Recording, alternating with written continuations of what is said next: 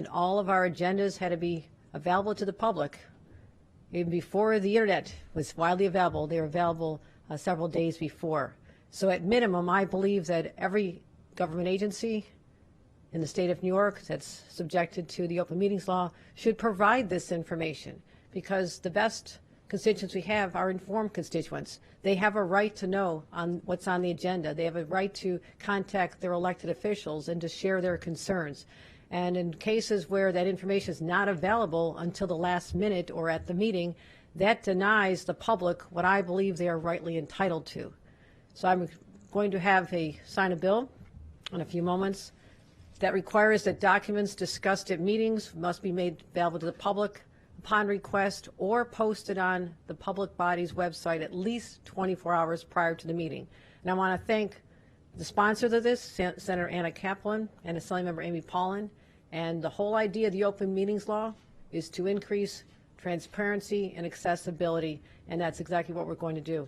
There's also a more specific bill that was introduced by Senator Comrie and Assembly Member Robert Carroll, and that is related to the MTA.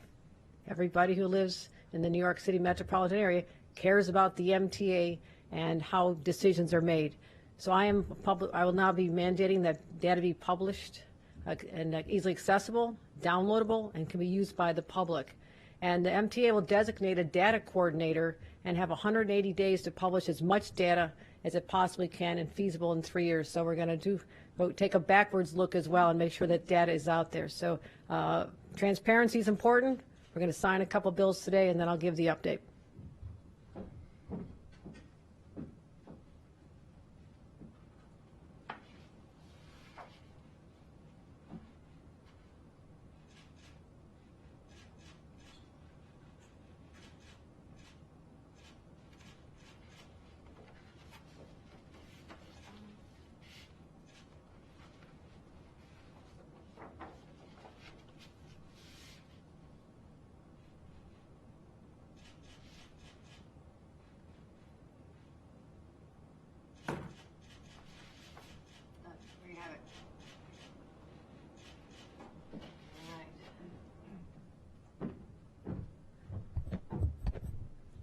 Okay, let's get started with our weekly update.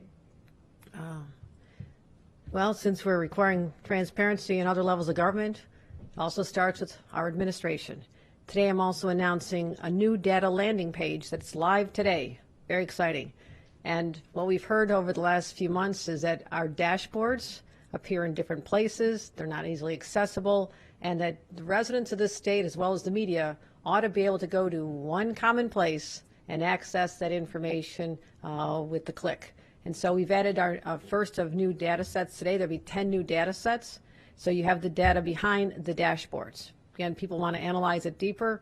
I believe they should have this available to them easily. So we'll have the school's daily report card, the nursing home and adult daycare facility fatalities. And again, I want to remind everyone, on our first day, we released data that had been previously undisclosed relating to nursing home deaths, and we're going to continue providing all the information as we find it, and this will be out there on at our new data hub.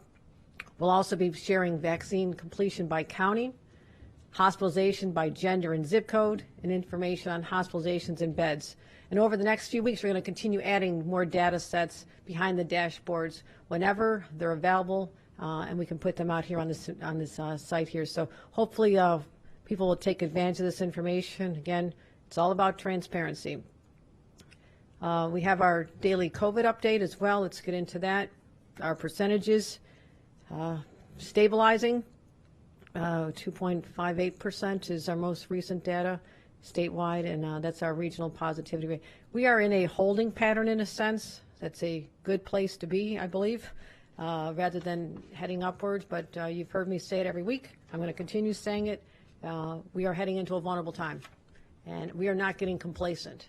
And we are hopeful that this is the last Halloween when parents have to worry about whether their children should go trick-or-treating or whether they go to the mall starting in November and December and their children are with Santa Claus and they wonder if Santa Claus is vaccinated. We need to get more people vaccinated to drive these numbers down. We know the answer. The answer is within our reach, and these numbers are still, I believe, could be lower. New York City has done an extraordinary job. 1.2%. It's evidenced. I say this all the time as I'm walking the streets or heading to a sports bar to watch a Bills game. People wear their masks walking the streets, and people are being really smart about it, or they're vaccinated. You have to be vaccinated to go into many of the facilities, and that's what's making the difference. Well done there. We also started adding this other data point because it's not just the positivity rate, it's the rate per 100,000, and so you can compare the regions and how well they're doing with respect to that metric as well. Seem to be flattening the hospitalization numbers. We could say we're approaching the other end of the wave. I still want to see a little bigger of a dip in our numbers. But again, it's all about capacity. The hospitals have already been through the worst, but they are ready to stand up if we need to. But I want to congratulate all the hospitals in the state of New York for taking this so seriously, working hard to take care of the people who do present themselves with COVID, but also making sure that our numbers stay lower with compliance with our vaccine mandates. Speaking of vaccine mandates and updates, we're getting more people vaccinated. We're at 86.1%. Remind everybody we have a deadline coming up. November 1st, vaccine requirement is going to be in place for Office of Mental Health Psychiatric Hospitals, Office of People with Disabilities Certified Specialty Hospitals, their employees, and they all must have at least one vaccine shot by November 1st. So we'll start seeing these numbers head up very soon as well. Like to see more young people. We'll be talking about the younger grades that we hope will be approved by the federal government shortly, but I think we can do a little better there as well. I'm going to continue my weekly call to parents. Protect your kids. You do not want to have your child ending up with COVID, and then we'll be talking in a few minutes about the long haul cases and what that looks like, and we don't even know how that affects children in the long term if they contract COVID as a child. So I'm asking all parents to put the health of their children first, take advantage if they're 12 to 17 to get them vaccinated as soon as possible. It's easily available. Many schools, we have pop-up clinics, there's countless places where they can be getting these shots, and they need to do that. So let's talk about that. We have been having, again, I mentioned last week, conversations with the White House to prepare for the approvals.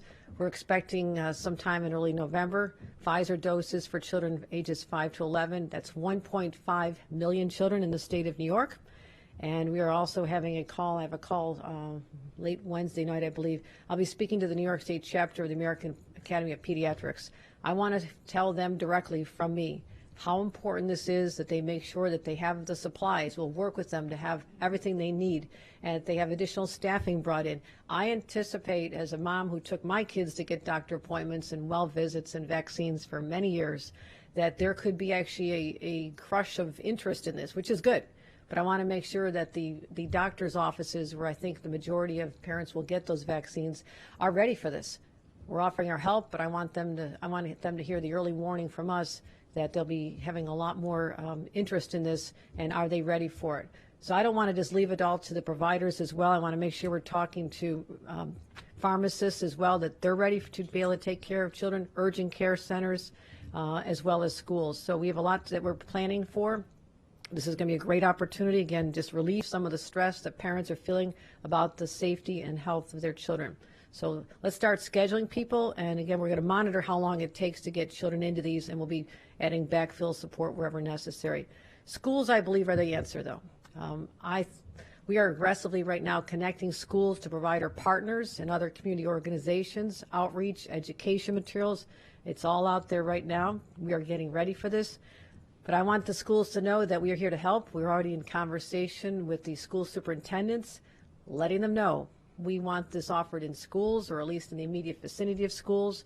We can come up with the forms. We can come up with a parental approval slip, the permission slip that parents may need. We will make this as easy as we can for the schools, so they will step up, particularly, this will be in elementary schools now, that they'll be ready to offer the shots, the vaccines in the schools, which I think will be easiest, as well as other places in their community. So that all is happening right now.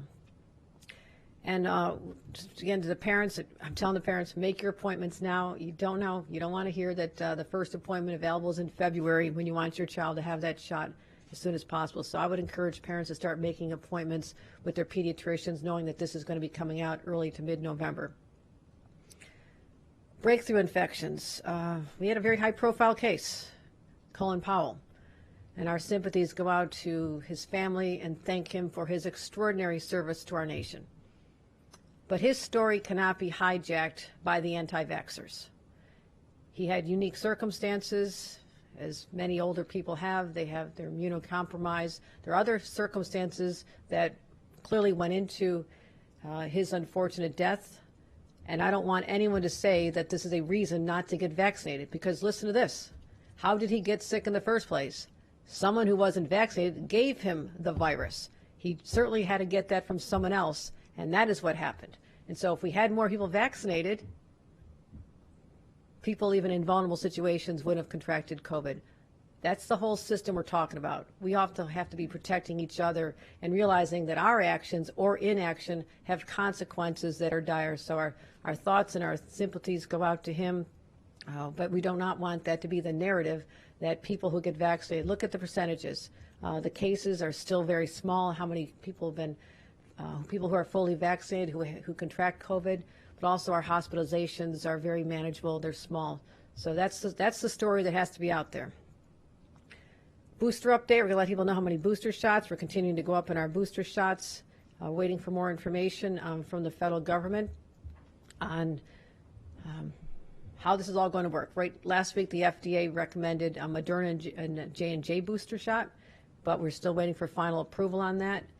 Also, yesterday we heard that they may be talking about getting different doses. We don't know if that's going to be the case, that you can get a different type of vaccine from what you already had, but we'll certainly get that information out the second we have it available. So we all know that they're working.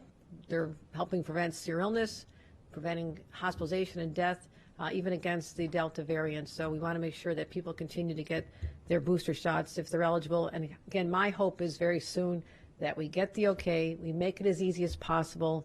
I personally think it's a little more effort for someone who had a certain type with Moderna, J&J, Pfizer, to then go track down where they can get another dose. Let's make it easy on people, but this will be up to the experts. We're going to continue to be guided and driven by the experts who will tell us what is going to be available to the residents. But stay tuned, hoping to have very good information on that as soon as possible. There's been a lot of coverage of this phenomenon known as long haul, or the long haulers, long COVID. And you see some of the headlines most recently. And it's scary. It's scary for people, and people personally who contracted COVID very early on, who are still dealing with the effects of this. And I want people to know, even though we think about 30% of people have long COVID, a couple things. I want them to know we're going to look out for them, that we want to ensure that they have medical coverage for their conditions, and there's not one easy answer on a diagnosis. It's complicated. But I feel very strongly that we need to get more information out about this. Our Department of Health will be hosting a webinar on October 25th to raise awareness among healthcare providers to make sure that they know the symptoms that have been established thus far and any treatment forms that are out there. We have over 600 providers already signed up for this, so this is good news. But I'm also going to convene an expert panel to determine what steps New York State can take to lead in this effort. And we want to make sure that we have the funding available for this. Department of NIH in Washington has allocated nationwide $1 billion for this research. We'll make sure that New York State gets a share of this, and we'll be setting up our own research entities to take steps. We will lead on this initiative. That is what we're going to be announcing in the next couple of weeks, our plan for addressing this, because clearly it is still with us, and there are many New Yorkers still struggling with this, trying to get back to work and take care of their families and get on with life while dealing with very scary unknown side effects from having contracted COVID many months ago. So this is something I want New Yorkers to know, that your state is on this, and we'll be making sure that we convene the smartest, best researchers, and we may be incentivizing opportunities to continue the research and development in this. All right, well, I wanted to tell everybody we have 2 more weeks. If you want to go see a football game, kind of a sore subject for me this morning. Anyhow, there's always next week. It's kind of our slogan, but it was a great game last night. I had a lot of fun going out with our Lieutenant Governor and bringing out our staffs to kick back a little bit and thank them for their help. Our staffs work extraordinarily hard, and let them have a little R&R too. But it was fun to be with people out in a bar in New York Turns out the person standing next to me at the bar from my hometown. His mother knows my mom. You know, it's like, so it was very, it was fun to be out with everybody. So we love our football games. If we can still continue a few more days, a few more weeks of winning tickets, why not enter this? If you get vaccinated soon, go to our website and you can get Bills, Giants, and Jets gear and tickets and exclusive VIP experiences. So we have 41 winners so far.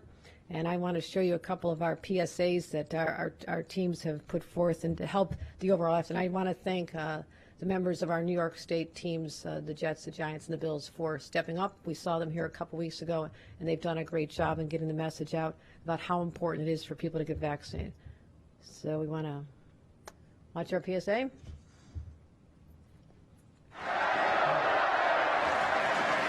Hey fans, Carl Banks here. We need to come together and get the COVID-19 vaccine.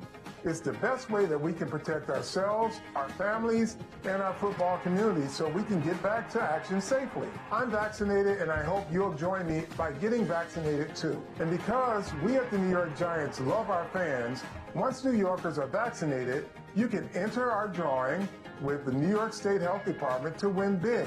We've got VIP game tickets for the family to see Big Blue at MetLife Stadium, signed helmets, footballs, or jerseys for the amazing New Yorkers 12 and up who are stepping up to get vaccinated. So make the play, Giants fans. Take your shot. Get vaccinated today. We can beat COVID-19 if we do it together. Hey Buffalo, I need your help. We need to protect ourselves, our families, and our community so we can be together safely. I'm vaccinated. I hope you'll join me by getting vaccinated too. And because we love our Bills Mafia, once you are vaccinated, you can enter our drawing to win big. So let's sack COVID. Take your shot. Get vaccinated today. We can beat COVID-19 if we do it together. Thank you, Bruce.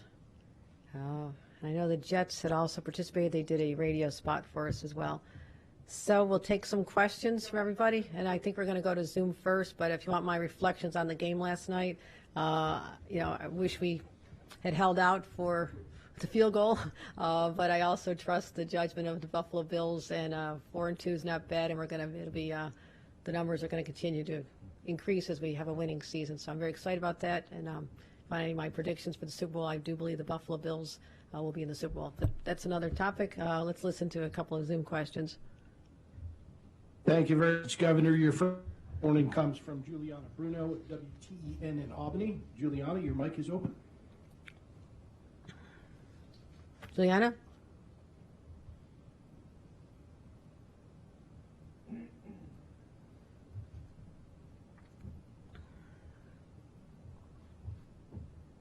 We see if she's available. I'm here. Can you hear me, Governor? Yes, we can. Okay, good morning. A local fallout from formerly run St. Clair's Hospital, and the church bungled their retirement plan several years ago, which left 1,100 employees without a leg to stand on. I'm only catching every other word here. Can we have that cleared up? And I don't know if we can fix that or not.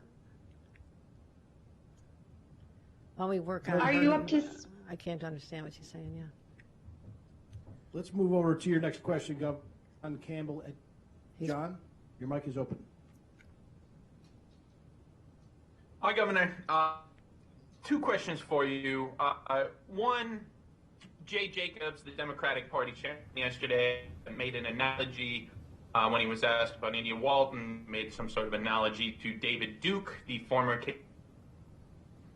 leader. Some have called for his resignation. Do you plan for his resignation in any way, or isn't it? Yeah. Are we able to fix the audio on our end at all? I got the gist of that question. I will answer it. I just want to see if we can, where the connection is. Okay. Well, I'll answer that question because I suspect I could ask someone in person anyhow. What Jay Jacobs did was wrong. It was very disturbing, clearly unacceptable, and it was hurtful. India Walton did not deserve that. But I'll tell you, I'm glad he apologized. I hope he apologizes to her personally, and that something like this does not happen again. Is there one more from the Zoom? I think the Zoom, let's just let the technical Okay. difficulties resolve. Governor, I'm just curious, do you plan on endorsing in the Buffalo mayor's race? India Wolf obviously won the Democratic primary, and this is something that's been an ongoing question whether or not yourself, Jay Jacobs, others are going to actually endorse. What I'm doing and spending my time on COVID, dealing with the issues I have to deal with, but I'm supporting the local parties. I'll be making a lot of effort in the next few weekends to go out and support our local races. And with respect to Buffalo, we have a unique situation there, and I'm going to be looking forward to truly working hard, rolling my sleeves up with whoever emerges as the victor. Buffalo's success is important to me personally. So that is my commitment. I will work with whoever the voters select. It is up to the voters. On the issue of pediatric shots, you said that parents should make their appointments now, hurry up, don't get boxed out. But you had previously said you were open to reopening mass vax sites, and I'm wondering if telling people to make their appointments puts too much of the onus on them. Will the state not make it much easier for people to get children vaccinated? And secondarily, do you support mandating it for children 5 to 11? Eric Adams has said he does support that, whereas Mayor de Blasio said he doesn't support that. Where do you stand? Well, with respect to that question, I believe that Eric Adams has said he would want mandates for next fall. I'm looking at this a little more short term right now. I'm assessing how many people do get their children vaccinated as soon as possible, and do not infer from my desire to have people go to their pediatrician that we will not set up the sites. We are already preparing for this, but I also am a mom. I know that I'm going to be more comfortable taking my child to the pediatrician who gave them their very first shots when they were newborns than I probably would going elsewhere, but I'm going to leave that open to everybody. We're going to create options for everyone. So I'm just saying, I know how this goes. I know how hard it is to make a pediatrician appointment. So calling on parents to make their appointments now, but if they cannot get an appointment in time, I would love to see it more available in schools. I think that's the next best safe place. We're going to work on permission slips. We're going to make sure that the schools have the resources they need. We'll give them the money if they need more money. We're going to be there to make this happen. But in addition to that, I am absolutely exploring mass vax sites where they make sense. Truly we'll do that. I don't want to waste resources, so we can see how this is going to go, and we'll monitor this. We do everything. You wouldn't believe the data that is shared with me every single day that you can all look at on our new improved dashboards here. And so, yes, all the above approach. So I'm not putting it on the parents. I'm just saying I'm a parent. I feel best if my pediatrician could, or we go to local urgent care. That's also going to be able at pharmacies, in the schools, and then we'll see if mass vax sites are the places people are going to feel most comfortable taking their 5 to 11-year-old. Governor Hochul, Jay Jacobs, given his analogy over India Walton and David Duke and his previous statements that he was in contact with Governor Cuomo, what's the case for keeping him on as the head of the Democratic Party? I have asked that he apologize. I believe he has apologized, and I'm willing to just assess the situation going forward. Governor Hochul, I did a two-part question. First, why won't you say that you will support the Democratic nominee? Has Byron Brown or any of his aides asked you not to weigh in on this specific race, even as you say you're going to support local parties? The Democratic Party, the Democratic voters of Buffalo chose her as their candidate. And secondly, I just wanted to get your thoughts on the Commission on Judicial Nomination has come out with their recommendations for the vacant Court of Appeal seat, and includes several people with defender backgrounds, which is a change. And I wanted to get your thoughts on where you're leaning right now towards that nomination. I won't be tipping that off here. You'll all be hearing very shortly when I have a chance to assess the information that's been presented to me. But I want to thank the Commission for their thorough review and bringing me individuals with diverse backgrounds, which is what I'm asking for. And you're going to see much more of this. We'll be announcing another slate of appointees to my administration in the next few days, and we're working very hard to make sure that they represent the wide diversity that we have here in the state of New York.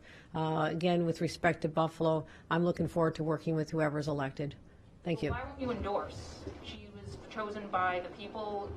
You know, you just said you're going to spend the next couple of weeks. It is a unique circumstance. It is a unique. Well, we have 2 Democrats running in most races. We have a Democrat versus a Republican in November. I didn't weigh in, and that is the process allows people to exercise different ways to be considered by the voters in November as well, and that's part of the state law that is an option available to them.